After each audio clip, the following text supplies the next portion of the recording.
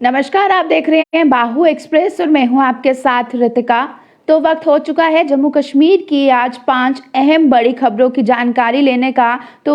5 बड़ी खबरों को लेकर मैं आप लोगों के सामने हाजिर हूं। तो जिनमें हम शुरुआत करेंगे सबसे पहले जिला उपायुक्त यानी डीसी जम्मू अवनी लवासा की ओर से जो किराएदारों के लिए एक ऑर्डर निकाला है, उसके साथ साथ अन्य 4 और बड़ी खबरें जो हैं वो हम जानेंगे। तो शुरुआत करती हूँ कि कल शाम जो है वो डीसी जम्मू अवनी लवासा की ओर से किराएदारों के लिए, जिन्होंने किराएदार अपने घर पर रखे हैं, उनके लिए ये जानकारी साझा की है। इस समय बहुत से लोग ऐसे हैं जो कि अपने कार्य की ओर से, या कुछ लोग पढ़ने आते हैं, या कुछ लोग रेंट पर किसी न किसी के घर पर रह रहे हैं। ऐसे में आप लोगों की भी ये जो है वो कंसर्निंग रहता है। और उसी के साथ साथ जिन लोगों ने अपने घर पे टेनेंट्स रखे हैं यानी किराएदार रखे हैं, उनकी सबसे बड़ी रिस्पॉन्सिबिलिटी ये बनती है कि उन किराएदारों की जानकारी अपने नज़दीकी पुलिस स्टेशन में दें, यानी कि जो उनके इलाके का पुलिस स्टेशन है वहाँ जाकर उनकी जानकारी दे, ताकि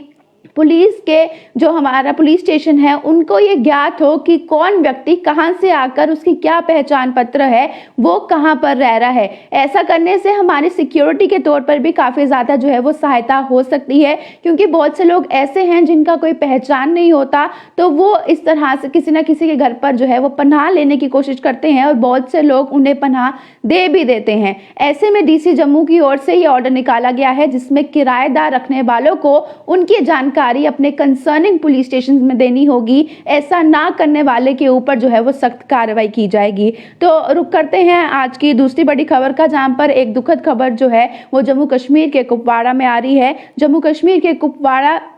में एलओसी के पास गश्त के दौरान ये बड़ा हादसा हुआ है, जहां पर दुखद खबर ये आ रही है कि हमारे 3 जवानों की मौत हो चुकी है। दरअसल गश्त के दौरान जो है वो खाई से नीचे गिर गए और उसके बाद उन तीनों जवानों की मौत हो चुकी है। मृतक जवानों में जो जानकारी मिल पाई है, एक जेसीओ भी था और जवानों के पार्थिव शरीर को बरामद कर लिया गया है। और ये हादसा जो है वो इस समय जम्मू कश्मीर के कुपवाड़ा में पेश आया है, जहां पर हमारे 3 आर्मी के जो जवान हैं वो शहीद होते नजर आए हैं। ये जानकारी मिल पाई है। और अब रुक करते हैं तीसरी खबर का। जम्मू कश्मीर में जहां पर क्राइम रेट लगातार बढ़ता जा रहा है, ऐसे क्राइम रेट में दुष्कर्म के मामले भी लगातार सामने नजर आ रहे हैं, जहां पर एक महिला ने अपने साथ होने दुष्कर्म पर जो है वो आवाज उठाई, तो ऐसे में उसी के परिवार के सदस्य ने उसकी जान ले ली। दरअसल एक महिला ने अपने ब्रदर इन लॉ जो उनके हैं, उन्होंने उनसे दुष्कर्म करने की कोशिश की, और जब उन्होंने इस चीज़ को लेकर रोष प्रकट किया और उन्हें जो है वो रोकने की कोशिश की, तो ऐसे में उन्हीं के परिवार के सदस्य ने टावल से उनका गला घोंटकर उनकी हत्या कर दी। तो अब ये जो है वो फिलहाल जानकारी दक्षिण कश्मीर के पुलवामा ज़िले से आ रही है। ये महिला जो है वो विवाहिता थी। दरअसल 8 जनवरी को जो है ये हादसा पेश आया था, जहाँ पर महिला ने अपनी आवाज़ उठाई और पुलिस को जब जानकारी मिली कि एक डेड बॉडी मिली है, उसी को गुत्थी को सुलझाते हुए पुलिस ने अपनी ये जानकारी सामने रखी है कि उन्हीं के परिवार के सदस्य ने इस चीज पर आवाज उठाई थी और उन्होंने टॉवल से जो है उनका गला घोंटकर उनकी जान लेने की कोशिश की है। और वहीं अगर बात करूं मैं अगली खबर की, यानी चौथी बड़ी खबर की, तो महबूबा मुफ्ती जो कि हमेशा अपने ऐसे बयान देती हैं जिससे लगातार जो है वो सियासत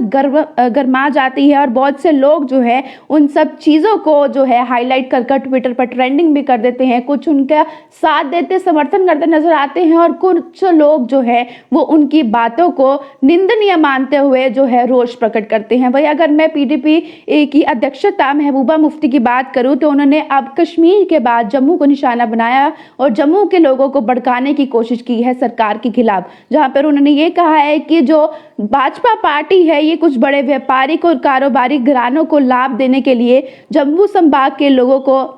सामाजिक आर्थिक हितों से बलि दे रही है। जम्मू में पार्टी कार्यकर्ताओं की बैठक में महबूबा मुफ्ती ने अपना ये बयान दिया है कि जो भाजपा पार्टी है इस समय वो लोगों का इस्तेमाल कर रही है जो जम्मू संभाग के हैं, और जितने भी बड़े बड़े व्यापारिक लोग हैं, कारोबारी लोग हैं, उन लोगों को फायदा दे रही है और लोगों को जो है वो परेशान करती नजर आ रही है। तो आज की जो आखिरी खबर है उसकी ओर रुख करते हैं। आप लोग जानते ही हैं कि जिस तरह से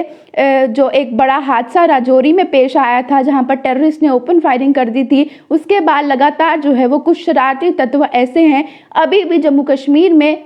कुछ इलाकों में बसे हुए हैं, कुछ ओजीडब्ल्यू ऐसे हैं जो कि अभी भी टेररिस्ट के साथ लिंक्ड है और यहाँ की जानकारी वहाँ पहुँचाने की कोशिश कर रहे हैं। तो ये शरारती तत्व अभी भी जो हिंदू या सिख परिवार है, कश्मीरी हिंदू पंडित हैं, उन सभी को परेशान करने की कोशिश कर रहे हैं। अगर रविवार की बात की जाए तो रविवार को भी एक परिवार के ऊपर जो है वो पथराव किया गया था, सोमवार को भी किया गया, और ये शरारती तत्व जो है वो लगातार इसी तरह से प्रयास करते नजर आ रहे हैं। तो आपको जानकारी दे दूं कि सोमवार देर शाम राजौरी के डन्नीदार गांव में 2 हिंदू परिवारों के घर पर पथराव किया गया है, और सोमवार रात को ही पुंछ जिले के मनगाड़ गांव में भी सिख समुदाय के घरों में पत्थरबाजी हुई है। वहीं अगर आपको बताऊं तो ये लगातार षड्यंत्र जो है वो लगातार रचाया जा रहा है और लोगों को परेशान करने की कोशिश की जा रही है। लेकिन सबसे बड़ा सवाल चिन्ह यही खड़ा होता है, भाजपा सरकार जहां पर इस समय दावा दे रही है कि जितने भी कश्मीरी हिंदू पंडित हैं उन्हें वापस कश्मीर में विस्थापित किया जाएगा, जितने भी लोग हैं वो यहाँ पे सुरक्षित है, जम्मू कश्मीर में सब कुछ सही चल रहा है, हमेशा ये कहने वाली सरकार जो है वो इस समय क्या कर रही है, जहां पर डंके की चोट पर आकर जो है वो टेररिस्ट इस समय लगातार कहीं ना कहीं जगह पर अपने मंसूबे तैयार कर अटैक करने की कोशिश कर रहे हैं। तो उस चीज को लेकर सरकार अभी तक चुप्पी क्यों साधे हुई है? क्या बंद कमरों में मीटिंग करके ही जो है वो हमेशा ये लोगों को दिखाया जाएगा कि जम्मू कश्मीर के सिक्योरिटी रिव्यूज लिए जा रहे हैं, जम्मू कश्मीर के लोगों के जो सिक्योरिटी है उसे बढ़ाया जाएगा और टेररिस्ट अटैक को कम किया जाएगा? हर बार ये तो बताया जाता है कि पिछले साल इतने टेररिस्ट अटैक हुए थे, अब वो कम होकर इतने हो गए हैं, लेकिन इस चीज़ को कोई क्यों नहीं देखता, इस चीज़ को कोई हाईलाइट क्यों नहीं करता कि अगर पिछले साल अटैक हुए थे, इस साल बेशक कम हुए हैं लेकिन अटैक हुए हैं जिसमें हमारे जवान भी शहीद होते हैं और जिसमें परिवार के लोग भी अपने किसी ना किसी सदस्य को खोते नजर आते हैं। जिस तरह से लगातार गतिविधियां चल रही हैं, लोगों को सस्पेक्टेड मूवमेंट्स देखने को मिल रही हैं और लगातार टेररिस्ट की ओर से कोई ना कोई अटैक करने की कोशिश की जा रही है, ये सरासर दिखाता है कि सरकार के दावे कि जम्मू कश्मीर में सब कुछ ठीक है वो सरासर खोखले हैं। तो फिलहाल आज जितनी भी जम्मू कश्मीर की 5 अहम बड़ी खबरें थी उसका और हमने रुख किया है और उसकी जानकारी मैंने आप लोगों तक पहुंचाई है। आप लोग इस वीडियो को शेयर भी कीजिएगा और अपनी राय कमेंट बॉक्स में रखना ना भूलिएगा। तब तक के लिए देखते रहिए बाहु एक्सप्रेस।